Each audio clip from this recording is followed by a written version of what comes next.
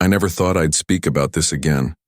There are things in life we bury deep, so deep that we start believing they never really happened. But no matter how far you run, some shadows follow.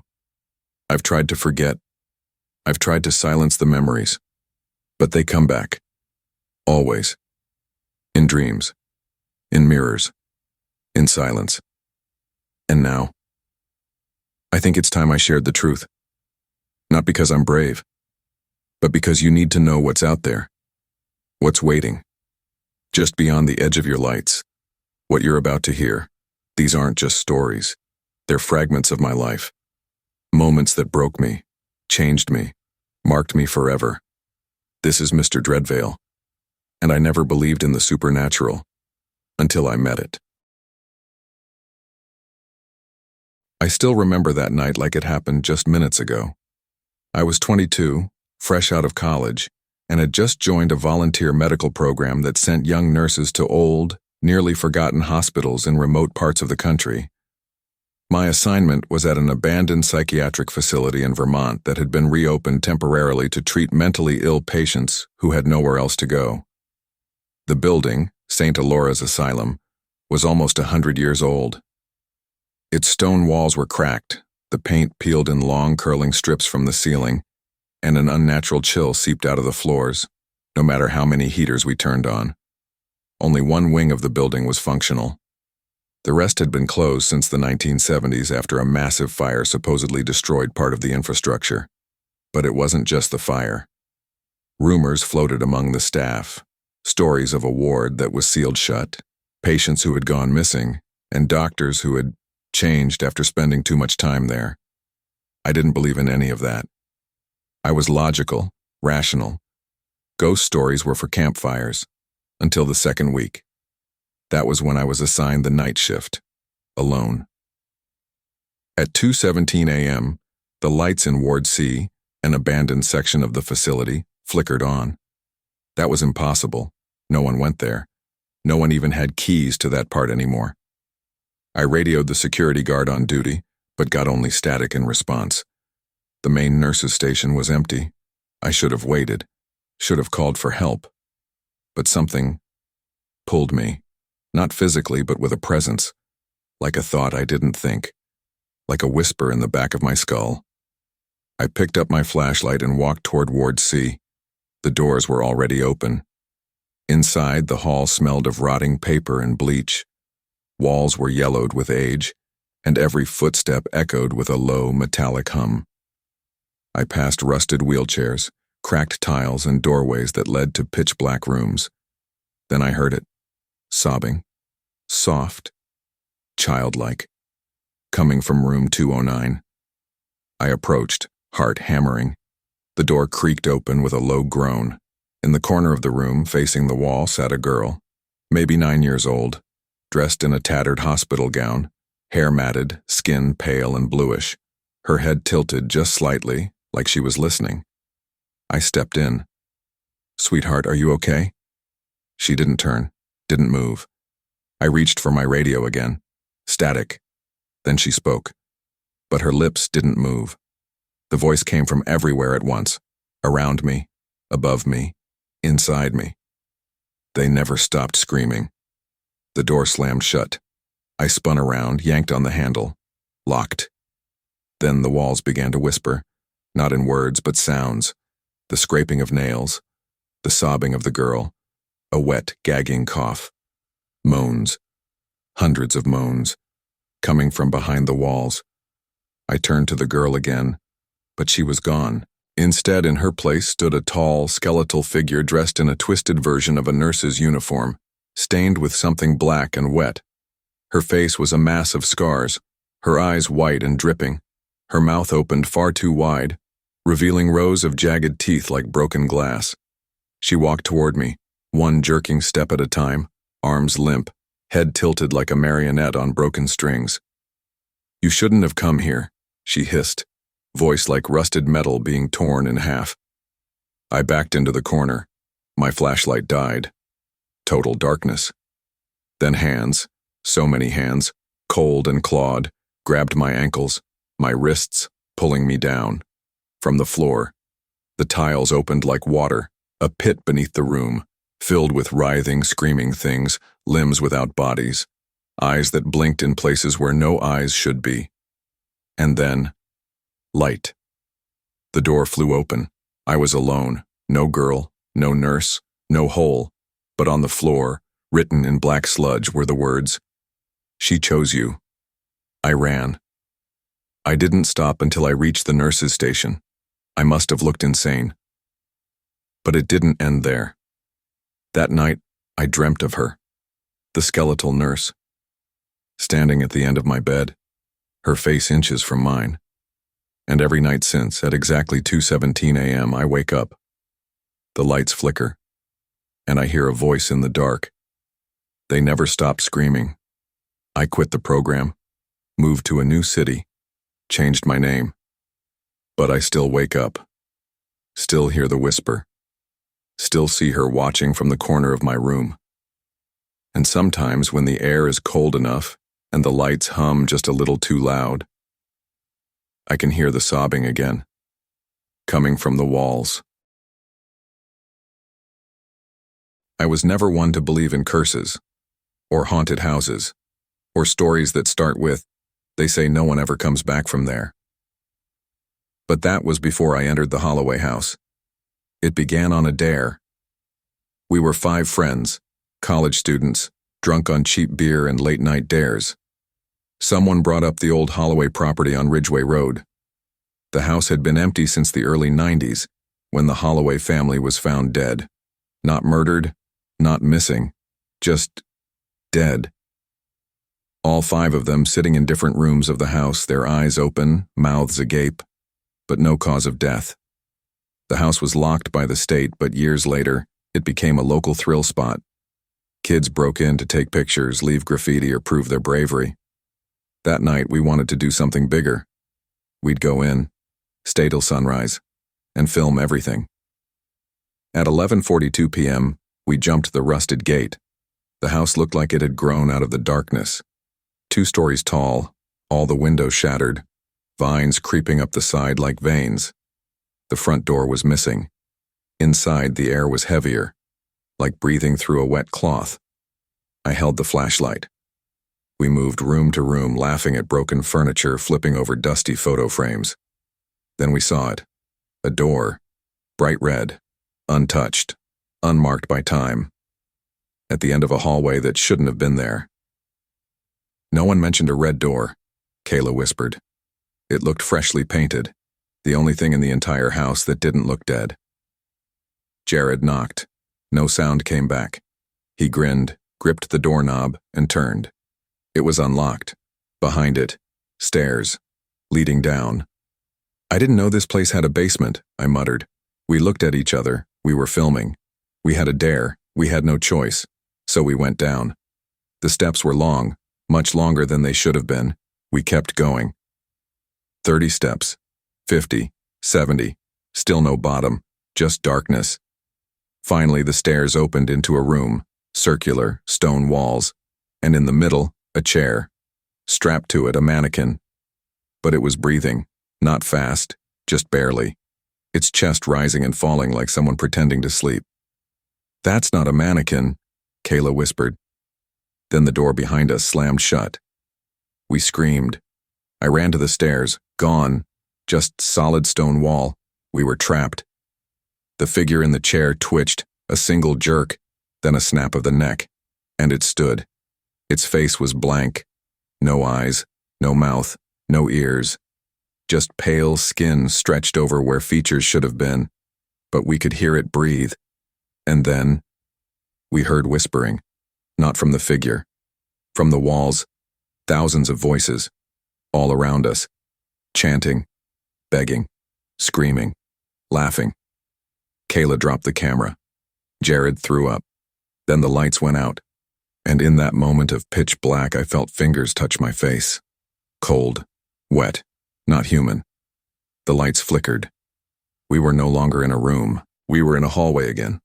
Long, endless, with red doors on both sides. Each door had a number carved into it. Each door was slightly open.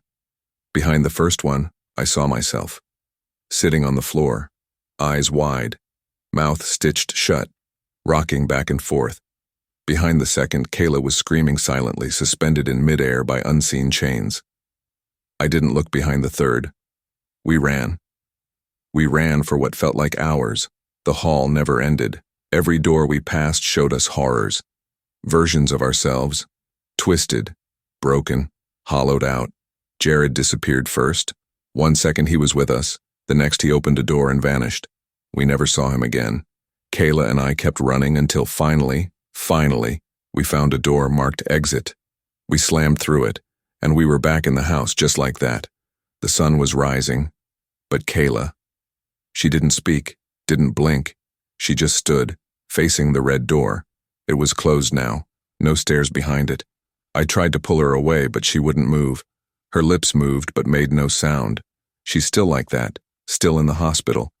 They say her vocal cords are fine, her brain shows no trauma, but she hasn't said a word. Sometimes when I visit, I hear her whispering to herself, just under her breath. The door never ends. I tried to move on, go back to school, forget what happened. But the video Jared took, it was uploaded automatically to his cloud. I found it one night, I watched it, and in the very last frame, right before the battery died, I saw myself, standing behind the mannequin, smiling. But it wasn't me. It looked like me, but the eyes were empty, and it waved at the camera. Now, every night at 11:42 p.m., the door of my apartment creaks open. There's no wind, no one else here, and sometimes, just sometimes, I see red paint on the floor, like someone dragged a brush from my door to the middle of my room. I don't sleep anymore, because I know what's waiting, the red door, and this time, I don't think it'll let me out. I didn't start seeing the shadows until after my third visit to the clinic. It was a sleep study program, Dr. Vance's Sleep Behavioral Institute in upstate Massachusetts, the kind of place hidden in forest silence where cell service dies, and you rely on clocks ticking on the walls to know time hasn't stopped. I'd been suffering from terrible insomnia, hallucinations, night terrors. So my physician referred me. The clinic looked more like a house, an old colonial structure turned medical facility.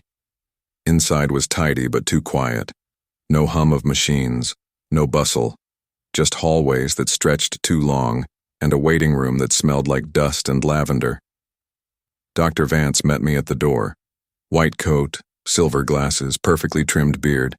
His eyes were so pale they looked gray. "You'll feel better by morning," he said, every time I checked in. "Just sleep. Let the house observe you." The house. That's what he called it, like it was part of the treatment. The first night I was hooked up to a few wires, given a soft white robe, and shown to room 6.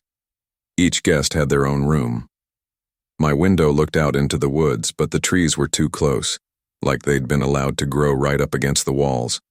The mattress was soft. Too soft. I lay there, eyes open, counting each breath. Nothing happened. But in the morning I felt exhausted, as if I had run in my sleep. My mouth was dry, my fingertips sore, and the staff said I didn't move once in the night. "You slept perfectly still," Dr. Vance said, smiling. "Exactly what we want." The second night I started hearing them. Scratches. Behind the wall. Above the ceiling. Below the floor. At first I thought it was rats, but it was rhythmic, deliberate, and close. That morning, I woke up with a deep bruise on my thigh. No explanation, no recollection. "You're probably just adjusting," said one of the night nurses. She wouldn't look me in the eye. I noticed other patients in the common area. They were pale, eyes sunken. Some had started twitching in conversation. One man kept opening and closing his mouth, but no sound came out. A woman stared into her coffee, whispering numbers over and over. 43, 43, 43. I should have left then, but Dr. Vance insisted I stay. "One more night," he said. "You're very close to full restoration." So I stayed. That third night, the camera in the corner blinked red. I stared at it. Then it blinked twice. A pattern. Then again. 3 blinks. Then 4. I couldn't look away. Each blink felt like a pulse in my skull. And then the walls, those 2 close walls, started breathing. Not in a cartoonish way, but subtle. They pulsed, inhaled, exhaled, and then the scratching returned. Only this time it was inside the room. I turned my head slowly. In the corner, half in shadow, was a figure, thin, draped in sheets that didn't move. Its arms were too long, fingers dragging on the floor, its head cocked sideways, watching. I couldn't scream. It stepped forward, one leg at a time, silent, smooth. I heard a voice, but not from it, from behind my ears like a whisper in my spinal cord. You brought it with you. I shut my eyes. I told myself it wasn't real, that this was a dream. When I opened them again, the figure was above me. It didn't have a face, just skin stretched over where eyes and a mouth should be. But I could feel it smile. It pressed a hand against my chest. I couldn't breathe. Darkness swallowed the room. When I awoke, it was morning. The sun was pouring in. Dr. Vance was standing at the foot of my bed scribbling notes. "How did you sleep?" he asked. I told him what I saw. He didn't look surprised. He nodded. "It happens, to those who fight it." I asked him what it was. He leaned in. "The clinic doesn't help you sleep, it helps them watch." I demanded to leave. He didn't stop me. I got in my car and drove. Didn't look back, didn't speak. I just drove until I reached the next state and checked into a motel. That night, I didn't sleep. Couldn't. Every time I blinked, I saw that figure, standing in the corner, getting closer. No face, no sound. The next morning, the motel clerk asked if I was okay. I said yes. He asked why there were scratches on the inside of my window, on the inside. I didn't answer. That day I called the sleep clinic, disconnected. No record of it online anymore. No Dr. Vance, nothing. I tried to forget, blocked it out. But then the dreams began again. Always the red blinking light. Always the figure. Always the voice. You brought it with you. And now every night at exactly 3:33 a.m., my walls start to breathe. I see the corners bend, the shadows stretch, and something moves under my bed. I've recorded it, shown it to people. No one sees anything, but I know it's there, because each morning, there are more scratches, more bruises. And now, I've started twitching in the daylight. I can feel my mouth opening and closing without sound, just like the others. I don't know what they did to me. I only know one thing. I never left the clinic. Not really. And neither will you. I was 12 when I first heard the bell ring from the abandoned St. Agatha Church. It was the middle of July, just past midnight. Our town was small, nothing much ever happened, but everyone knew about the church at the edge of town, nestled between the woods like it didn't want to be found. It had been boarded up for years after a fire killed 17 people during a midnight mass. The bell tower collapsed. They said no one was ever found whole. They said something else was in there that night, but the bell still rang. Sometimes once a year, sometimes 3 times in a row, always after midnight. They said when it rings, someone disappears. I didn't believe it. Not then. But I should have. Because after that night, my brother Liam was never the same. We were camping in the backyard, just him and me in a tent, flashlight under the covers, telling ghost stories to scare each other. He was 15, brave, reckless. He always said the stories about St. Agatha were made up to keep kids from sneaking in. When the bell rang once, then twice, then 3 times, Liam grinned. "You hear that?" he said. "I hear it," I whispered. He unzipped the tent. "I'm going." I begged him not to. I held his hand, cried, tried to pull him back. He just smiled and said, I'll prove it's nothing. Then he left. He never came back. They searched the woods for weeks. Dogs, helicopters, nothing. The police said he probably ran away, but he didn't. I know he didn't, because 4 nights later, I saw him, standing in the tree line just before dawn, barefoot, staring at our house, eyes wide, mouth sewn shut, and bleeding from his ears. I screamed. By the time my parents came running, he was gone. They thought I imagined it, said I was grieving. But I started dreaming about him every night. In those dreams, I was walking through the burnt church and the walls bled. The pews were upside down. The altar was blackened wood, and the crucifix was melted into a twisted shape. And always, the bell tower stood whole in the dream, and Liam stood beneath it, pointing upward. Every night the dream ended the same way, me looking up, seeing something that had no name. 10 years passed. I moved away, got a job, tried to forget, but I couldn't, because the dreams didn't stop. And now the bell was ringing again. I was 22 when I went back. The town looked the same, smaller somehow, faded, like it had aged faster than it should. I drove to the edge of the woods, parked, walked. My feet remembered the path. It was overgrown now, but the trees still whispered. St. Agatha stood in ruin, chunks of stone missing, the roof half caved in. But the bell tower, it was whole again. I stepped inside. The air was too cold. My breath fogged, my chest hurt. The blackened pews were still there. The melted crucifix still hung twisted. The floor groaned beneath me. Then I heard it. Footsteps above me. Slow. Deliberate. I looked up.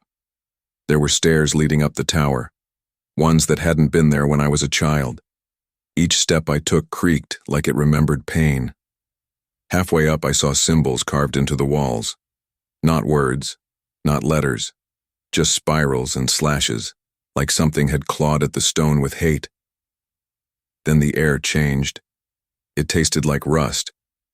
At the top of the stairs was a wooden landing, and standing in the center was Liam. He hadn't aged a day. His clothes were still what he wore that night. His feet were still bare, his eyes still wide, and his mouth still sewn shut. He raised a hand, pointed. Behind him was the bell. It was massive, black, covered in the same clawed symbols. It didn't swing. It breathed. I don't know how else to describe it. The bell was breathing. And beneath it, tied to the beam, was a book, leather-bound, soaked in something dark. I stepped forward. Something told me not to, but I did. When I touched the book, the tower shook. And then, everything went black. I woke up in the center of the church. The roof was gone. The tower was rubble again. And Liam was gone. But the book was in my hands. I didn't open it. I burned it, or tried to. It wouldn't burn. It sits in my apartment now, wrapped in chains, buried in a drawer. Sometimes it moves. And once a year, on the same night, I hear the bell ring, 3 times, and someone nearby disappears. They think it's coincidence. But I know the truth now. The church didn't burn because of an accident. It was a ritual. 17 people weren't just killed. They were sacrificed. To the thing in the tower. The one that lives inside the bell. The one that watches through dream and shadow. The one that marks bloodlines. And my brother wasn't the first to be taken. He won't be the last. Last night I dreamed of St. Agatha again. Liam was there. This time he wasn't pointing. He was screaming. But no sound came out. And the bell was louder than ever. I told you, these weren't just stories, they were pieces of something much darker. Something still watching, still waiting. Maybe now you'll start to notice things too. The cold spot in your room, that shadow just outside your door, the whisper you swear you didn't hear. But remember, the moment you begin to believe, it begins to believe in you. This was Mr. Dreadveil, and I'll return soon with another story. if I survive long enough to tell it.